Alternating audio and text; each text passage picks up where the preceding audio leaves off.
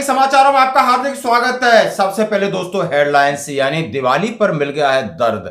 यानी दो फौजी कमांडो लापता थे, दोनों हुए हैं बरामद। किस हालत में, देखकर बहुत बड़ा दर्द उठा। और ये होता है त्याग और सेक्रीफाइस। अग्निवीर थे दोस्तों।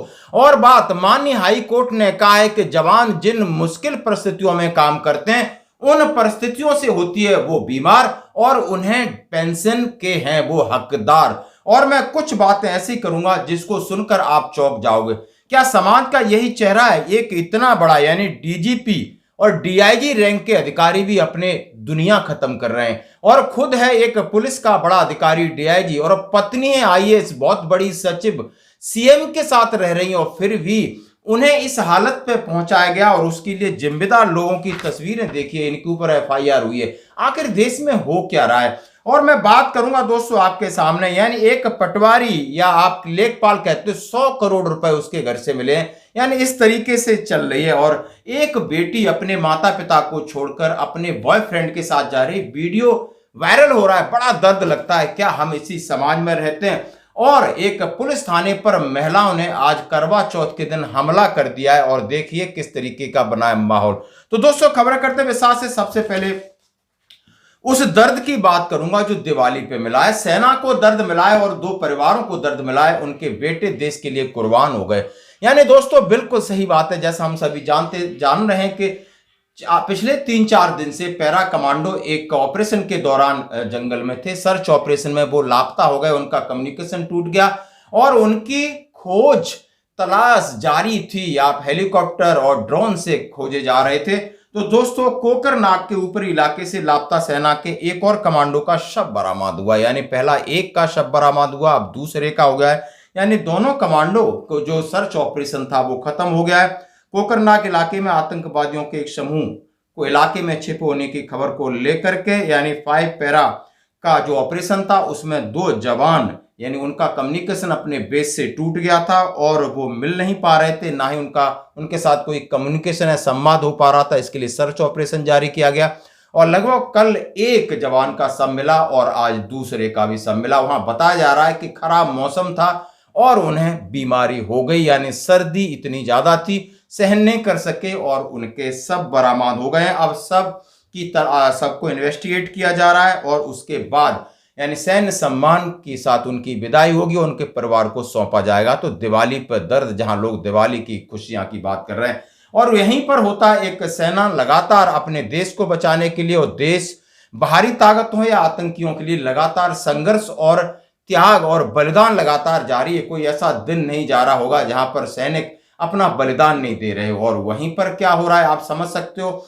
वहीं पर उसके साथ मैं कहूंगा यदि सैनिक ऐसी परिस्थितियों में नौकरी करते हैं, यदि उन्हें बीमारी हो जाती है, कोई समस्या हो जाती है, हमारा ही डिपार्टमेंट उन्हें डिसेबिलिटी पेंशन देने के लिए मना करता है और उसको जाकर एएफटी हाई कोर्ट में जाना पड़ता है। और तब हाई कोर्ट कहता है कि सैनिकों में कैंसर सैन्य सेवा के कारण होता है। कैंसर जैसी बीमारी यदि किसी को है और उसको मुआवजा नहीं मिल पा रहा था, जब मामला हाई कोर्ट में जाता है तो हाई कोर्ट जज साहब एक जबरदस्त डिसीजन देते हैं। कह रहे हैं कि चंडीगढ़ पंजाब हरियाणा उच्च न्यायालय ने कहा कि सैन्य कर्मियों में कैंसर यदि बीमारी है वो सैन्य सेवा के कारण माना जाएगा। उन्होंने हालिया आदेश में स्पष्ट किया कि सामान्य कोशिकाओं का घातक ट्यूमर कोशिकाओं के परिवर्तन यानी लंबे समय तक लगातार तनाव और ऐसी परिस्थितियों में नौकरी के कारण होता है। यानी एक जवान को कैंसर था और उसके लिए उन्हें जिस चीज से नकारा गया, जब हाई कोर्ट के जज साहब कहते हैं कि इसमें धूम्रपान से, यदि वो धूम्रपान नहीं कर रहा है उसको कैंसर है, तो स्थिति फौज की है और फौज के अंदर काम की है और काम से तनाव की है। तो उन्होंने कहा न्यायमूर्ति हरसिमरन सिंह सेठी, न्यायमूर्ति विकास सूर्य की खंडपीठ ने एएफटी चंडीगढ़ के 2019 के फैसले को बरकरार रखते हुए आदेश पारित किया जिसमें निर्देश दिया गया कि कुमारी सुलोचना वर्मा को 24 जून 2009 को कैंसर के कारण उनके बेटे की मृत्यु के बाद पारिवारिक पेंशन दी जाए। यानी बात ये थी कि उनका बेटा कैंसर से मरा और उनकी मां पेंशन के लिए दर बदर भटकती रही और माननीय उच्च न्यायालय का यह आदेश है कि उनकी मां को फैमिली पेंशन दी जाएगी। और ये कैंसर सैन्य सेवा का कारण है क्योंकि लगातार सैनिकों का काम करना दुर्लभ और अलग अलग परिस्थितियों में काम करना, उनके जीवन में तनाव रहता है, मौसम की मार को लेकर के अंदर के काम को लेकर के 24 घंटे लगातार काम करने की वजह से कोई भी बीमारी हो सकती है और उन्हें इस तरीके से डिनाई नहीं किया जा सकता। केंद्र की याचिका को खारिज करते हुए उच्च न्यायालय पीठ ने कहा कि सैनिक 6 साल सेवा में था, इसलिए स्वीकार नहीं किया जा सकता कि भर्ती के समय कैंसर का पता नहीं चला। उन्होंने कहा है कि यदि ये कैंसर था तो भर्ती के समय आपने उसका मेडिकल जांच किया था, 6 साल उसकी नौकरी थी। और कहा सीधा सीधा उन्होंने कहा है केंद्र सरकार ने यानी एएफटी के डिसीजन को खारिज करवाना था, लेकिन सरकार ने कहा नहीं, इनकी माता को पेंशन दी जाएगी। दोस्तों आप ये देख सकते हो किस तरीके की चीजें हमें झेलनी पड़ती हैं। एक तो उन्होंने बेटा को सेना में भेजा और बेटा उनका उस बीमारी के कारण मृत्यु हो जाती है और माँ को पेंशन नहीं मिलती है, दर बदर भटक रही है। और अभी चंडीगढ़ पंजाब हाई कोर्ट ने इस तरीके का डिसीजन जिसकी हम सराहना करते हैं। धन्यवाद दोस्तों। अब बढ़ते हैं, आइए थोड़ा जो देखते हैं इन लोगों को। आईजी का परिवार पोस्टमार्टम के लिए राजी नहीं हुआ तो दर्ज करनी पड़ी एफआईआर, पहली बार डीजीपी समेत 13 पर केस। अब मैं ये तस्वीर दिखा रहा हूं और इस तस्वीर से आप लगा सकते हो। और ये एक आईजी इंस्पेक्टर जनरल, आप लगभग ब्रिगेडियर और उससे ऊपर वाले रैंक के बराबर रहता है। और उसके ऊपर आपने देखा होगा ये केस डीआईजी पूरन का काफ़ी हाईलाइटेड केस था और उनके ऊपर उन्होंने सुसाइड किया है, यानी जिस तरीके से अपनी जीवन लीला खत्म की और उन्होंने इसके लिए गुनहगार बताया है। तो आईजी पूरन के जो गुनहगार 15 अफसरों के नाम इसमें आप सब सकते हो, सचिव, डीजीपी सचिव संजीव अरोड़ा, मनोज यादव पूर्व डीजीपी हैं, कई एडीजीपी को लॉ एंड ऑर्डर हैं, मतलब इतने बड़े अधिकारी हैं।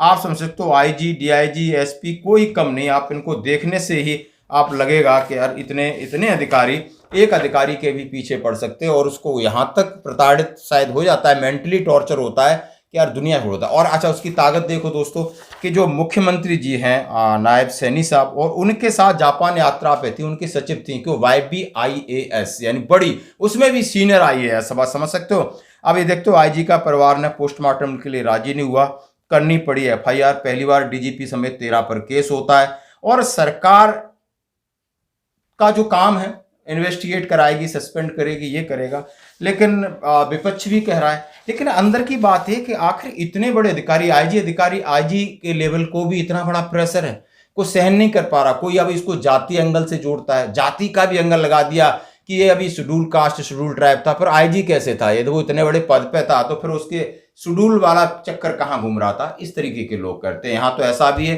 कि सीजीआई आपने देखा हो गवई के ऊपर जूता फेंक दिया गया है, उन्होंने कुछ टिप्पणी की, इधर वो जिसने जूता फेंका वो कह रहा है हमने सही किया है, अब उसको भी जाति सूचक ले जा गया। यानी एक आईजी है, डीजीपी बन रहा है, वो भी जाति को लेकर परेशान हो, इतने सारे कंधे सितारे कहाँ गया। और एक चीफ जस्टिस ऑफ इंडिया साहब हैं, उनके ऊपर भी यही बातें लगाई जा रही हैं। आप समझ सकते हो ये किस तरीके की बाहर की चीज है।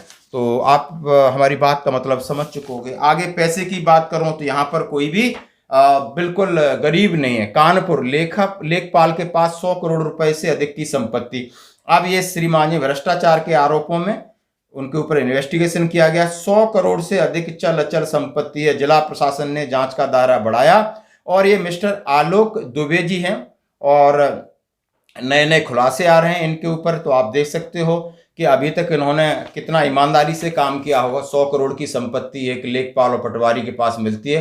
तो शायद अब ये ज़्यादा गंभीर विषय नहीं, ऐसा लगता है कि खूब लूट रहे हैं, खजाने को लूट रहे हैं, लेकिन सरकार के पास पैसा नहीं है उन लोगों को देने के लिए जिनको मानिए अब हाई कोर्ट में जाना पड़ रहा है। एक जवान की माँ को अपने 10 से 15 हज़ार पेंशन के लिए भटकना पड़ता है। वहां पर आपका सिस्टम काम कर रहा है, वहां पर आपके नियम कायदे काम कर रहे हैं सैनिकों के लिए, लेकिन जहां पर इनके लिए नियम कानून कायदे हैं ही नहीं, यानी सब माला माल हैं। जैसा कि एक पूर्व पुलिस के डीजीपी ने कहा था कि आज दरोगा के पास भी आप करोड़ों की कार में घूम रहा है। आखिर कभी किसी ने कहा कि जांच की कि आखिर दरोगा के पास 1 करोड़ की कार कहां से आई, लेकिन उन्होंने कहा सबको पता है उसके ऊपर वालों के पास 5 करोड़ की है, 10 करोड़ की है। तो ये लगभग आप समझ सकते हो बंदर बांट चल रही है। आम आदमी क्या करेगा जरा आप देख सकते हो। अब बढ़ते हैं एक और अगली खबर की तरफ। हाँ जी, हमारे समाज में एक बड़ा बुरा चेहरा, माँ बाप रो रहे हैं, आप देख सकते हो। रो किस लिए रहे हैं कि उनकी बेटी माँ बाप को छोड़ करके अपने बॉयफ्रेंड के साथ लव एंड रिलेशन में रहने जा रही है।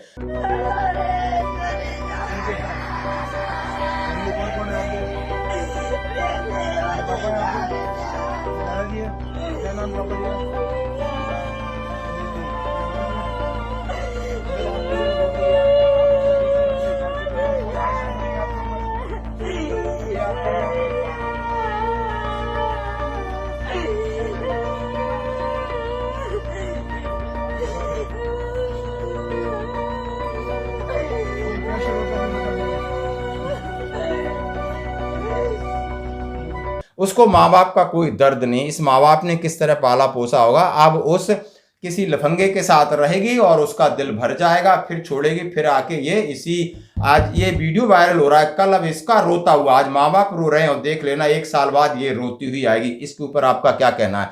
जरूर कहूंगा कि दर्द उन माँ बाप का है, ये वायरस है, ये सबके अंदर फैल रहा है। इसके ऊपर आपको जरूर प्लीज प्रतिक्रिया देनी होगी।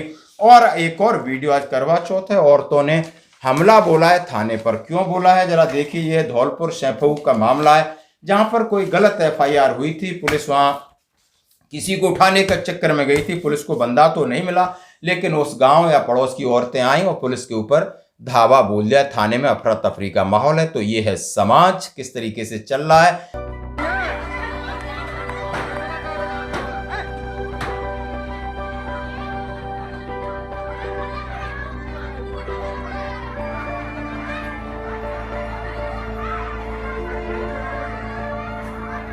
आप देख सकते हो यहाँ कोई सुरक्षित नहीं, चाहे आप DGP हो, चाहे चीफ जस्टिस ऑफ इंडिया है, या तमाम लोग हैं। किस तरीके से यहाँ खेल राजनीति है लगभग, जिसको जहाँ जाति की बात आती है वहाँ राजनीति हो सकती है और कुछ नहीं। आपका क्या विचार है इस पर? अपने जरूर विचार लिखें।